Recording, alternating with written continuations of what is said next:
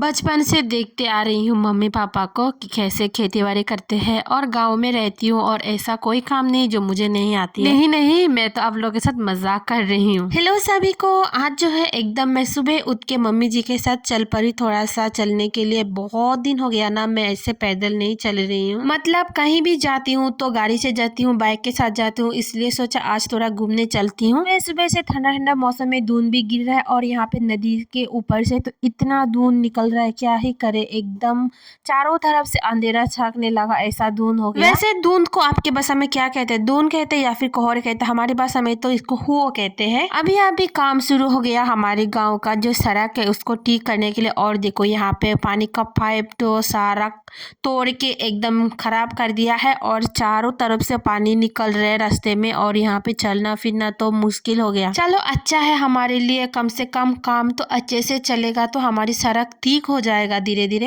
हम अभी आधा रास्ते पे घूमने आ गया और देखो मिला है हमें रॉकी। रॉकी भी हमारे साथ आया है।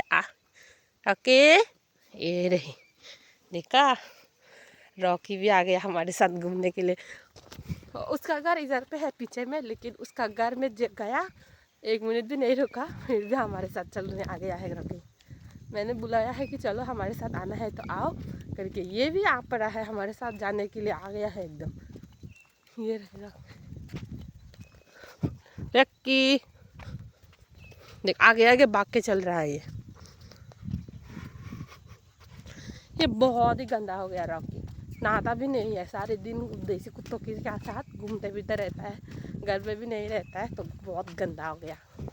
ये नहीं देख सकते हो, इतना पूंछ में कितना सारा मिट्टी लग गया पूंछ में। आ गई हूँ मैं घर और मेरे साथ साथ मैंने रॉकी वो को भी लेके आया। देखो मैंने कहा रॉकी आ जाओ करके बुलाया था तो आ गया सीधा हमारे घर पे। ये रही बैठ गया, तो वो मेरे साथ साथ घर के अंदर आ रहा था, लेकिन मैंने कहा कि नहीं तुम बाहर पे रुको करके, और ये सीधा बाहर जाके बैठ गया। कितना समझदार है रॉकी।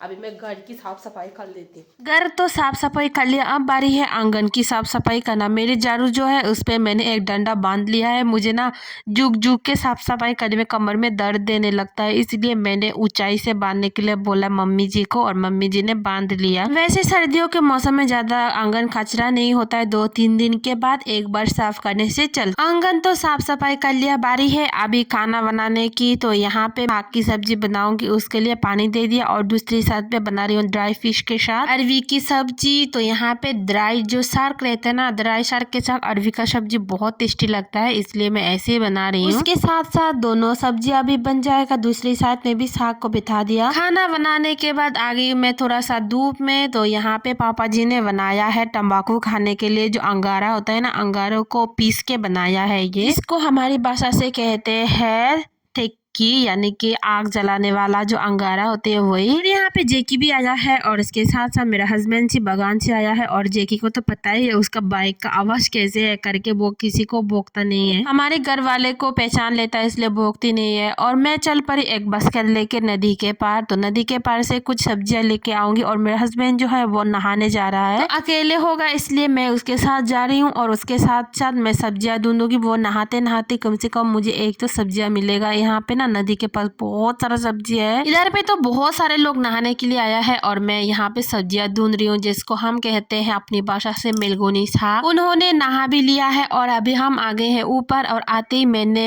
अपनी जो साग है उसको लेके आई और सीधा मम्मी जी और पापा जी को दे दिया उसके हाथों में साफ सफाई करने के लिए। यहाँ पे ना 5-6 सब्जियों की, मतलब 5-6 अलग अलग साग है, तो ऐसे साग मिक्स करके खाने से ना अलग सा टेस्ट लगता है मुझे। और ऐसे वाले साग ना बाजार में भी नहीं मिलती है, तो नदी के पास मिलती है, तो मुझे बहुत टेस्टी लगता है, इसलिए मैं ढूंढ के लेके आई और जा रही हूँ मैं दूसरा वाला सब्जी लेने। नहीं, दूसरा वाला साग जिसको हम कहते हैं हुरमो साग, और आप लोगों के साथ तो शेयर करूंगी इस साग को क्या कहते हैं। वैसे इस साग को तो हम कहते हैं हुरमो साग, तो मुझे ना बहुत पसंद है ये वाला साग। वैसे आप लोगों की भाषा में इस साग को किस नाम से जाना जाता है और इसको हिंदी में क्या कहते हैं मुझे वो भी नहीं पता। अगर आप लोगों को पता है तो कमेंट करके जरूर बता देना, ताकि अगली बार अगर वीडियो बनाऊं तो अच्छे से बता पाऊं, आप लोगों के साथ शेयर कर पाऊं। फटाफट से मैंने साग को भी जल्दी जल्दी तोड़ लिया, क्योंकि ना आज हम जाएंगे तो हमारी जो दोस्त है, मेरे हस्बैंड का दोस्त है, उसकी ससुराल में घूमने। आज तो धूप भी कम है, पता नहीं सुबह से धूप ही नहीं दे रहा है। सारी साग को तोड़ के लिया है, अभी मम्मी जी और पापा जी को दे दूंगी साफ सफाई करने। और हमारे घर में आया फिर से रॉकी और जेकी दोनों एक साथ में एकदम आमने सामने हो गया। मैं भी बैठ गई इन लोगों के साथ थोड़ा बहुत गप्पे सप्पे लड़ाने के लिए। फिर ना मुझे बहुत भूख लगी थी, फिर मैं खाना खाने के बाद फिर से जा रही हूँ ग्राउंड पे थोड़ा सा धूप में बैठ के फिर आई हूँ मैं अपनी खेतियों में। तो यहाँ पे ना बहुत सारा कच्चे हल्दी है, यहाँ पे मैं लगाऊंगी आज, मतलब बीजूंगी। जो लहसुन है वही लहसुन बीजूंगी। इसके लिए ना मैं यहाँ से थोड़ा बहुत जो कच्चा हल्दी है उसको उतार के रख रही हूँ। इसको उतार के रखने से ना बाद में हम इसको खा सकते हैं। तो सारे हल्दियों को उतार लिया है। अब मैं यहाँ पे मिट्टी को अच्छे से